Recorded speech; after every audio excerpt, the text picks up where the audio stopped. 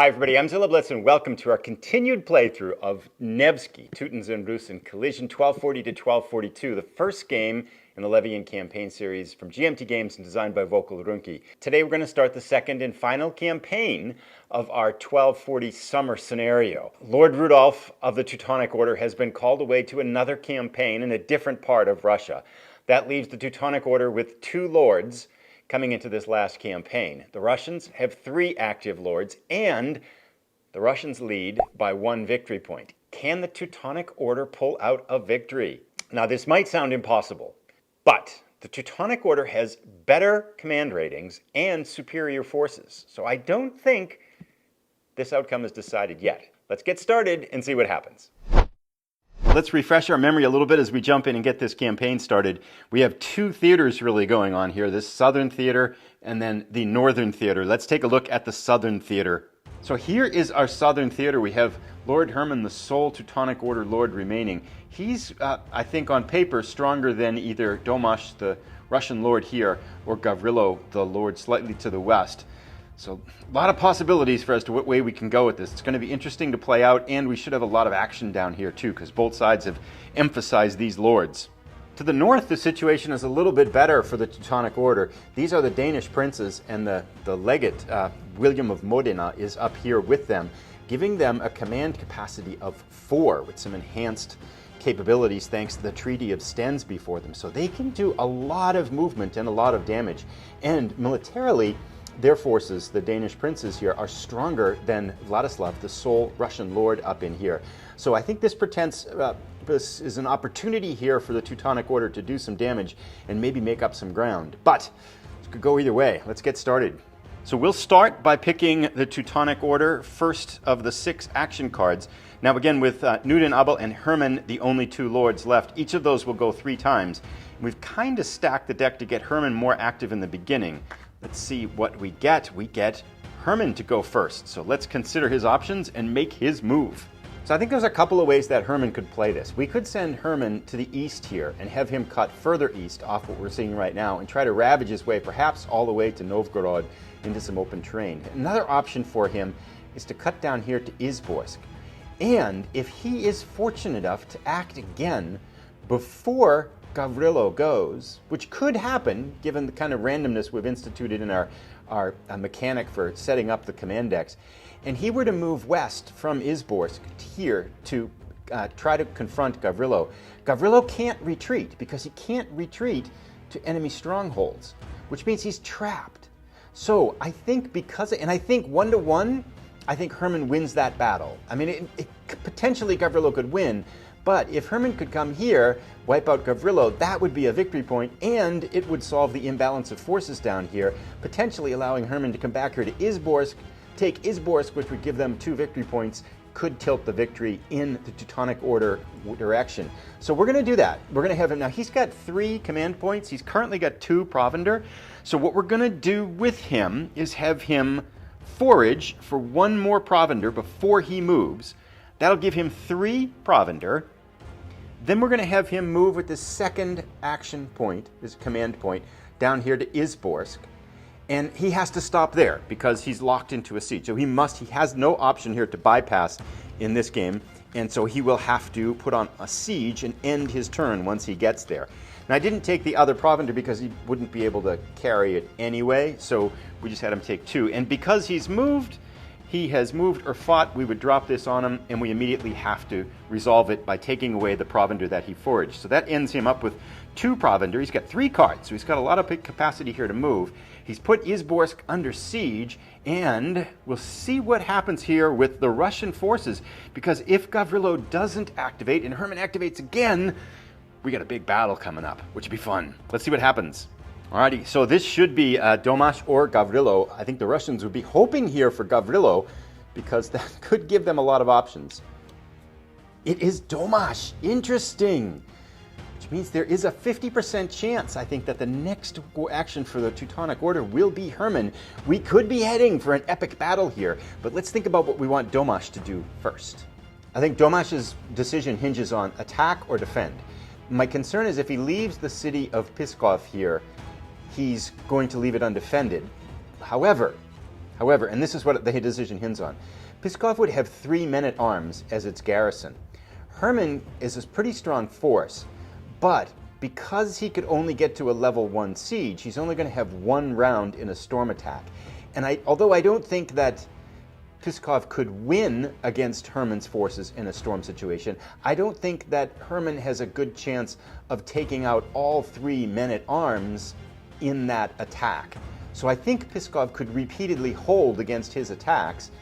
And so, given that, we're going to send Domash on the offensive and really make life miserable for the Teutonic Order. Now, he's got only 2 command points, but still. So I think what we're going to do is we're going to send him down here to Ostrov, and then we're going to send him west to Letgalia down here. Now, that's his second action there. Now, he has 2 carts and 5 provender. So we're going to have him chuck 3 of his provender before he starts out, so he doesn't have to be laden. He can actually move with that. That will allow him to move 1 and then 2 with the 2 provender he has. Now, he will then have moved and fought, so that would mean he would have to consume one of those provenders. So rather than throw the marker down, I'm just going to do that off the board. So his 5 provender, he leaves 3 behind and he consumes 1 of them. He's now in Letgalia, but he has 1 provender left. Also, Domash's service rating is currently 3 turns ahead of where we are. 3 seasons, if you would, ahead of where we are. So he can afford to not feed his people should push come to shove. And they're not going to like it, but it's going to take a long time before he would give up his service. So we're going to just try this here with the offensive move with the Russians and see how this plays out. Should make it a little bit more interesting too. So now let's go to the Teutonic Order's reaction to this. Now the interesting part here is that there's a 50% chance this is actually Lord Hermann. If it is Lord Hermann, the decision's easy. We're going right here and we're going to force combat with Gavrilo to see if we can wipe him out of the game.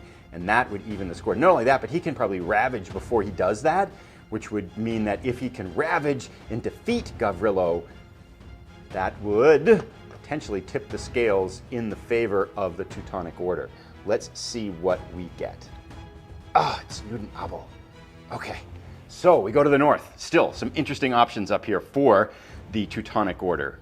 Lots of options here, but I think we see some pretty easy points for the Teutonic Order.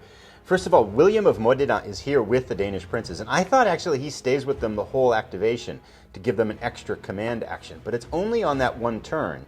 So currently, the Danish Princes have a general active command rating of 2, but because they have the Treaty of Stensby in place, they have a command rating of 3. We're going to have them consume, well, kind of with the assistance of William of Modena, add a +1 bonus, which gives them 4 command actions in this turn. And let's see what they've got for capacity of movement here.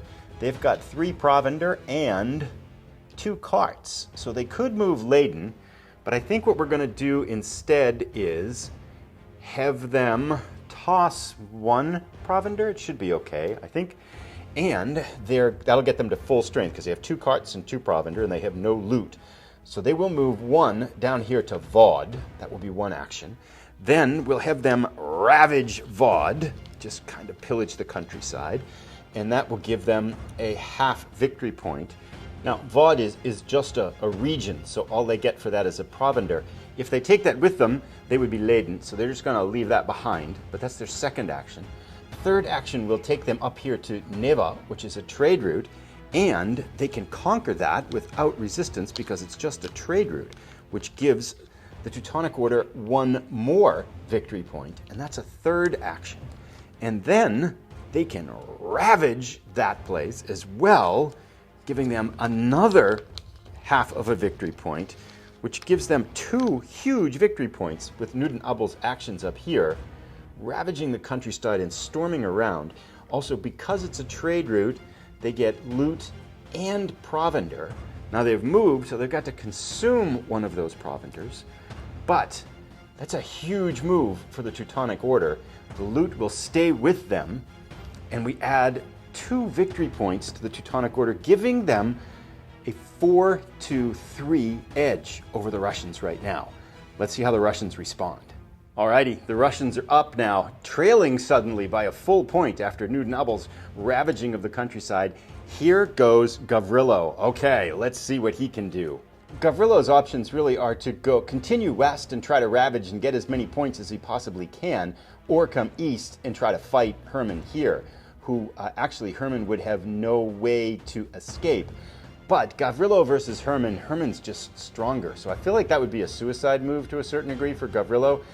And I feel like there's potential points by going this other direction. So we're going to do that. We're going to have Gavrilo ravage Kirumpa. And with that, he picks up, because it's a town, he picks up a loot and a provender for that. However, he can't carry it with him because it would make him laden with his one remaining command point. He's only got 2 command points. And with his remaining command point, he's going to, so he'll leave that behind. He'll come up here to Odenpa, and he will, has to stop there to siege. Now, he couldn't take the, wow, command points at 2 is really a limiting factor, isn't it? Because he couldn't take the extra provender or loot with him, he started with 1 provender. He's going to have to consume that 1 provender, which leaves him with no food. Now, I guess that makes it interesting for the options for Herman. Like, he could come back and chase him, but Gavrilo's got pretty good service time, so it's really not going to impact him too quickly. So I think he's safe without food for a little while. But that ends Gavrilo's action. He picks up a half of a victory point for the Russians, which makes the score Teutonic Order 4 and the Russians 3.5 after 2 turns of this 2 activations of this 6 activation last campaign. Let's now go to the Teutonic Order for their 3rd action. All right, let's see what we get here. Herman goes. Okay, interesting options for here, but I think I know what we're going to do with Herman. All righty, Herman's action, first action is going to be ravage the countryside, because that can be one of 2. Then the next action is going to be, he's going to go right after, and oh, that gets him a loot and a provender. We should make sure we add that so I don't forget it. So we toss that over on his mat there. And that also means that he has now moved, well, not yet, actually, ravaging does do that. Oh, actually, can he do? No, he has the Raiders option, which may ravage a locale adjacent by trackway where there's no enemy lord. And that would mean that he could use the Raiders action once per command card to ravage up here as well. I'm just going to double check that to make sure I'm not making a mistake on that one. Yeah, it looks like for this one here, he can ravage Pskov too, because he's got Raiders and there's a trackway. And he has horses, which is what enables that capability. So they can ravage the countryside around Pskov as well. Now, I confess I don't quite know how that impacts provender and loot, because do you get the provender and loot? Does it come back to them? Which it kind of, I guess, makes sense, but they can't really take it back. I'm going to see if I can figure that part out. Yeah, so it does look like the rules say when you ravage, it goes onto the mat. So it doesn't apparently with Raiders, it doesn't have any transport requirements to get it back. So we add 2 loot and 2 provender to that. So that helps, and they add a full victory point. And now they're going to attack and storm Isboisk with their 3rd and final command point. So let's set up the Battle of Isboisk now. The only thing that the Russians have are these lone men-at-arms defending the fort of Isboisk. They are heavily outnumbered by Herman's forces, who are bringing knights, sergeants, and 3 times as many men-at-arms. However, the defenders will fire first, and the men-at-arms in a garrison situation have crossbows.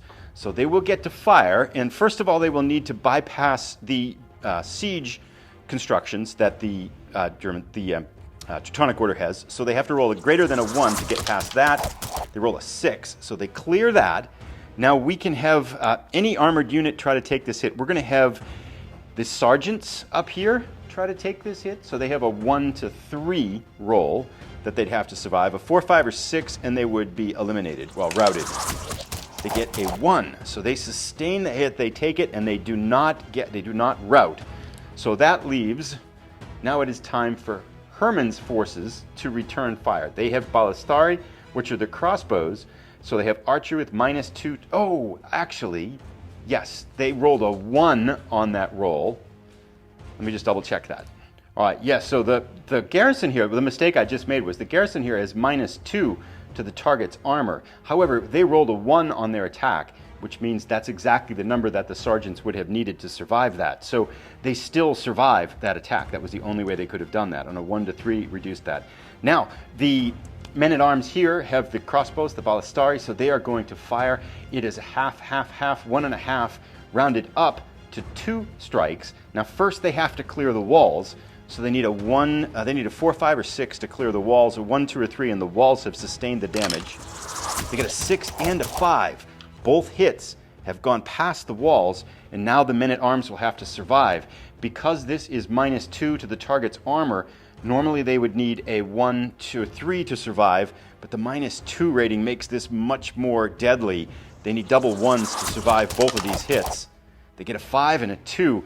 Isboisk has fallen, with the archers of Hermann taking them down. So we come back to clean up this battle.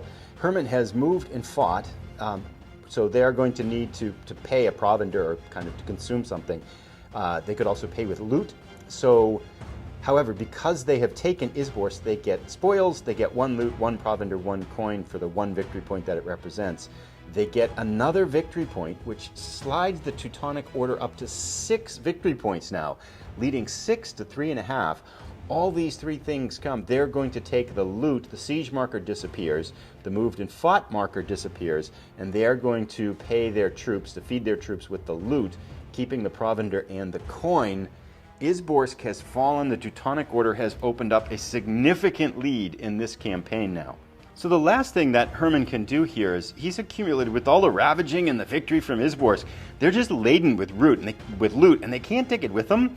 So we're going to have Hermann pay the 2 loot he's carrying around here. You can do this kind of as you do at Levy. We're going to have Hermann pay those 2 loot just to get rid of them because he can't carry them with him. And for no particular reason, he's going to extend his service marker 2 boxes to the right, which doesn't really matter because now it's so far out. It goes to the winter of 1241. Just so, like, if things happen to go really sideways, there's nothing bad that can happen to him. He's going to stay in position.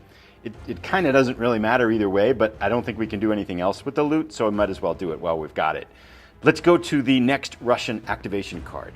Things looking kind of grim here for the Russians. Domash. Okay, so that's got some potential. Let's see what we can do here.